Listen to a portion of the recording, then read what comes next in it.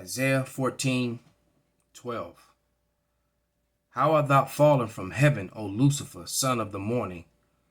How art thou cut down to the ground, which did weaken the nations? Verse 16. They that see thee shall narrowly look upon thee and consider thee, saying, is this the man that made the earth to tremble and did shake kingdoms? So Lucifer is exposed, the so-called white man Esau Edom, and he is being brought low and he's being exposed. Call halal Yahweh Shem Nabashai Ba'Shem Rakakadash. Double honors unto the apostles and the elders. Salutations to all my fellow laborers doing this work in truth and sincerity, risking their lives and their freedom to do so now more so than ever. To the scattered elect that are scattered around the four corners of the earth, that be like unto the speckled bird, the Israelite foreigners. And to the Aquath that are listening and learning, to you I say Shalom. This is your brother Malcolm from the branch of the Great Millstone here in Chicago, coming at you with another lesson in truth. And this will be on the historical race facts channel, or critical race facts channel. And this is part 2 of from the video.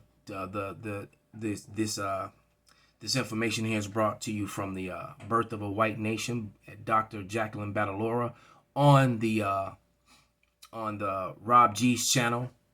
Let me close that. The real Nordic black, all right, because the true Norseman, the true Englishman, the true Scot actually means black. The true Irishman, Dublin, means city of the blacks. It's just, and that is, it's just a fact that they've covered up, and and this sort of information, because they keep making movies and producing videos showing you people being pale that were not. And whiteness is a creation, is a false narrative, and everything racist that's connected to it, all the way up to the modern day media, is still prevalent and still controlling you. What's taught to you in your, that's why you keep seeing movies showing you Vikings is white, and the ancient Greeks is white, and all that sort of thing. That there was a time period when Esau Edom took over Greece, and then it became white, just like he did in Africa when he took over Egypt. And there was a time period when when the Ptolemies took over Egypt, and then they became white Egyptians. But what you have to understand is that all these places were set up by so-called dark colored people. All right, not and everybody this dark is not the same. That's another lie and misconception that is pushed by the so-called white man. All right, all skin folk is not kinfolk. So just because you brown complected don't mean you're the same. And actually, and I'm glad that Rob G is wearing a black shirt, because you can clearly see that he will be looked at and referred to as a black man when he's brown in complexion. How are you calling someone who's brown in complexion black? See, it's a complete, and that's just evident of the false narrative. His shirt is black and no one's skin is that color. All right? And you try to tell that to idiotic black people, and they just, even they don't get it. They don't understand. So just the same as I'm about to prove to you that whiteness was created, I'm also about to prove to you that blackness was created. All right, and how the so-called and when you look at the copper color of Rob, so-called Native Americans, who are the brothers to the so-called black man, were one and the same, and going through a very similar struggle at this time. All right, we're both enslaved and sold as slaves at this very time. Some and in the North, there were, and like I said, there was some indentured slavery. Although in the South it was just hardcore slavery, all right, but there was some indentured slavery. But even the indentured slaves of North America eventually became regular slaves. Okay, so without any further ado, let's just jump into this and let the Psalm 64:8 happen by Dr. Jacqueline Badalora. That spirit is on Esau Edom heavy to expose all this history that's been covered up, which is purposely left out of the textbooks. Mm-hmm. You have European indentured servants who are treated terribly. 2 out of 3 died in year 1, the first few decades, and they were They were just treated like disposable trash. Right. And so those are the two really important things, that European people were just treated like disposable garbage. Hmm. And at the same time, people of African descent were treated on par with people of European descent. Now let's make this clear too. A lot of those people of European descent who were pale in color, that's how she's making the separation. A lot of them were still Israelites. They had black forefathers. This is why they were, many of them were slaves and sold into slavery. Now, true, granted, some of them did put themselves into indentured slavery, but they were simply paying off their boat ride and the food that they used to bring themselves and their families over here to America. And they were freed and able to buy homes and live their good old, their lives after that. So, all right, so let's get that clear. Let's make that very clear. And so that lasted for a long period of time until there was a massive rebellion in the colony of Virginia called Bacon's Rebellion. And that Bacon's rebellion is very relevant to what's going on today, because now the Esau Edom is starting to feel the low level, the regular Joe Esau Edom is feeling the pressure and the frustration and the oppression that Jacob is feeling. Now all of a sudden we're all together in this. Count the 99 percenters. Okay, so it was the same thing back then. Only thing difference is back then they didn't have to, give you the special sauce or the Marcus Aurelius or anything like that. What they did back then was they created these false narrative of classes of people and divided them by color. And see, that's not working anymore. All right, so now they're doing it again, but they're using a different device. Rebellion. Yeah, and so this disrupted the colony for well over a year, and in fact, it was pretty big, more than people think. From what I read, a huge rebellion. And is it me, or does Rob G, his voice kind of sound like Alazar? He sound like the dude, the head of Sakari. Huge. No, also, before you continue on, one last thing that I was trying to say when I went blank was I noticed that you draw a lot of your work from Theodore Allen's invention of what was it called, his 2-volume work that I have as well, invention of the white race. It's very similar. Which I do, and in the second edition, I've incorporated significantly from Lerone Bennett Jr. Okay. And he's an African-American historian who really takes on white historians in a really. Didn't he write something before the Mayflower or something like that? That was his first book. Yes. There you go. Yeah. He's terrific. I didn't know about his work when I wrote the first version. Right. He contributed significantly to me for the second one. Definitely. And so you have this huge rebellion that locked down Virginia for well over a year. In fact, the governor and some of the other significant loyalists to England actually had to live on the James River for a number of months, waiting for the English to send troops in, before they could come to the shore again of Virginia. And once the troops catch the beeline home. Exactly. So the rebellion was ultimately put down, but not without having made a huge, significant impact, not just in Virginia, but throughout the English colonies in North America. Why? Because the form of capitalism that was taking hold, a form of capitalism that depends on huge numbers of unpaid or paid very little laborers who are paid very little. It's a capitalism that we're very familiar with. Absolutely. And so it threatened all of the ruling elite in those English colonies that, wow, look what can happen when the masses, the 99%, actually unite together against their economic enemy, which is the 1%. Right. Yep. And so following Bacon's Rebellion, and here's where Theodore Allen, this comes purely from Theodore Allen. He digs into these letters going back and forth between the legal oversight authority over in London, who had. So this is crucial evidence. These are the letters that were going back and forth to the colony, to the legal oversight in London. This is very important that you pay attention to this portion. They're in charge of all the laws of the English colonies, and then the ruling elite in Virginia.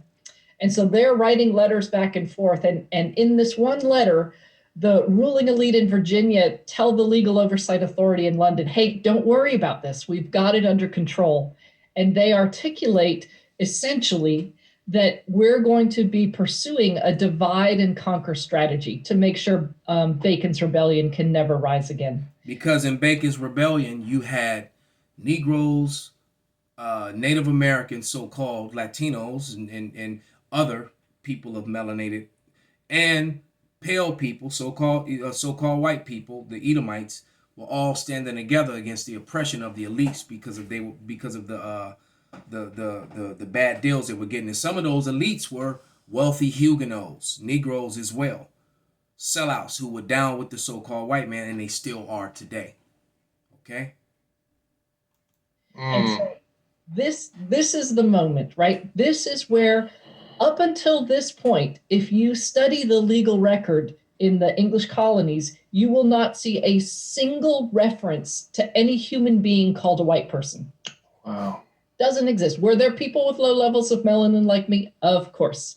They were not called white people, nor did they conceive of themselves as such. Right. The legal record referred to people as English and other freeborns, simply as Christians. Usually, more often. So basically, just like in the ancient world, you were called by your father's name, or you were called by the land which you came from. All right? You weren't called a color.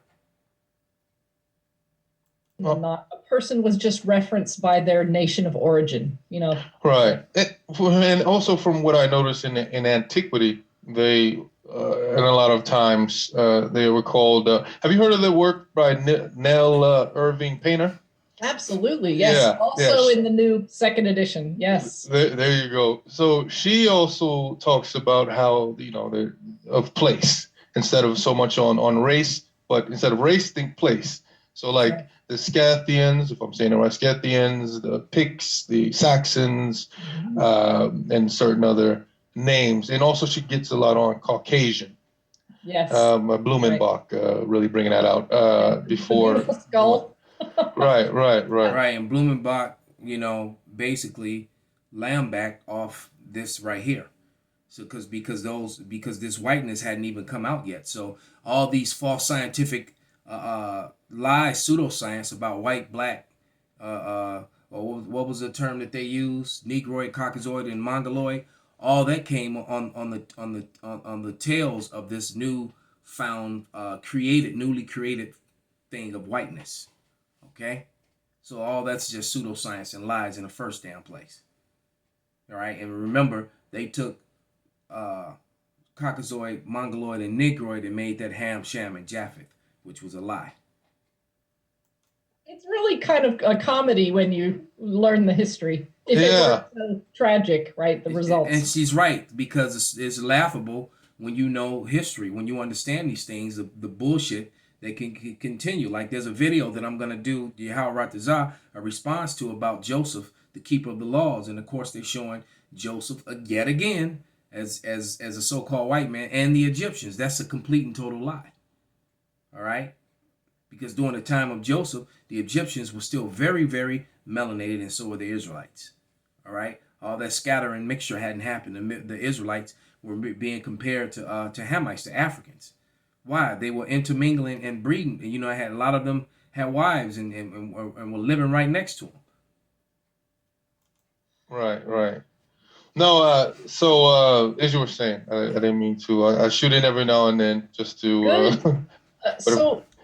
So here, following the quashing of Bacon's rebellion and the articulation of this intent to pursue a divide and conquer strategy, this is what we see. We see bundles of laws getting passed and that appear in the legal record, where this entirely new group of people called white people is getting asserted. Right. Ah, Also, indigenous people, correct, during that Bacon's Rebellion, they were also affected. Oh, absolutely. They Yeah. were, Bacon's Rebellion had two phases. The first was an absolute slaughter of indigenous people that was pursued by Nathaniel Bacon. The impetus for the rebellion itself was that Nathaniel Bacon believed that um, uh, two or three, I think, of his neighbors' indentured servants had been killed, and he Right. believed Native Americans had done it.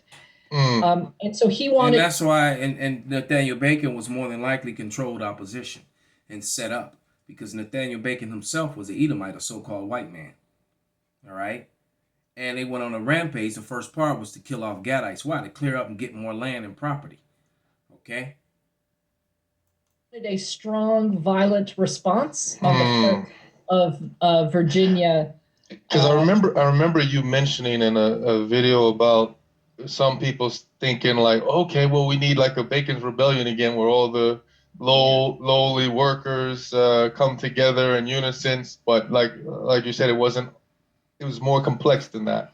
Absolutely. Like most things in life, Absolutely. um, Yeah. that it also involved the slaughtering of indigenous people and other things like that. Yes. Yeah. It can't be our model, unfortunately. I think Right. it offers a glimpse Right. of our possibilities when we Right. unite. But I unfortunately, think because when you talk about Bacon's Rebellion or it's certain words you use, some people like a hyperbole or whatever, some people just grasp onto that and think well, that. I think it's because we desperately want something as our Right. guide, to hold on to. Yeah. But the truth of the matter is, we have to make that. Right. That's Right. up to us. Right. Because Now, can we get into some of the miscegenation? Because I know that plays an important role as well. Ah. It does. And you talk Actually, about that. the very first law where we see a reference to anybody called a white person occurs in 1681, and it comes out of an amendment made to a Maryland law. Okay. And that law reads like this. English and other white women who marry enslaved Negro men, end quote, are, and then here's the punishment for this marriage. She is enslaved for the duration of her husband's life. Any children that they have are enslaved into their 20s. And so this law represents the birth of anti-miscegenation law. So now that we've got that, let's play this yet again. You see, this is the reason why women like me have the preferences that we do. Because of men like you who believe us white women are only here to breed more mouth breathers like you. Because after all, that is the mindset of the patriarchal society that you guys so carefully constructed years ago to keep us under your feet for decades. And now when you see us choosing who we want to be with, it just gets under your skin, doesn't it? Yeah, because I more than likely share the same skin tone as you. You feel so comfortable to come onto my page and project your residual racism on me. Try keeping that same energy in the streets with gentlemen with darker skin tone than you. They won't do because that. I guarantee you can't log off and do that. No, you want to stay here and try to harass me. That's okay. Keep attacking my age, my gender, my preferences. In the words of Miss Minaj, you can't get rid of me, bitch. So, so basically, those laws were created to ensure that white males got the first pick of their women because prior to that they weren't. So it wasn't until he empowered himself and made sure that all the wealth and power came to him, then he was able to get the women. Because prior to that, when the so-called black male, native male, also owned a home, had money, had everything that he had, the women weren't choosing him, including his own women. Habakkuk 2:12. Woe to him that buildeth a town with blood and establisheth a city by iniquity. Behold, it is not of Yahweh of hosts that the people should labor in the very fire, that the people should weary themselves for very vanity. For the earth shall be filled with the knowledge of the glory of Yahweh as the waters cover the sea. Woe to him that giveth his neighbor drink, and puttest thy bottle to him that maketh him drunk, also that thou mayest look on their nakedness. The Edomite policy, false history and lies, medicines. Thou art filled with shame for glory. Drink thou also, and let thy foreskin be uncovered. The cup of Yahweh's right hand shall be turned unto thee, and shameful spewing shall be upon thy glory.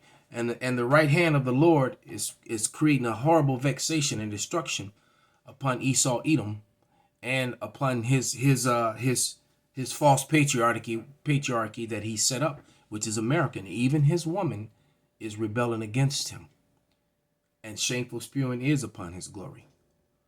Call halal Yahweh Bashim Nabashai Bashim Rakakudash Wa Abba Baba Kwam Yasharala.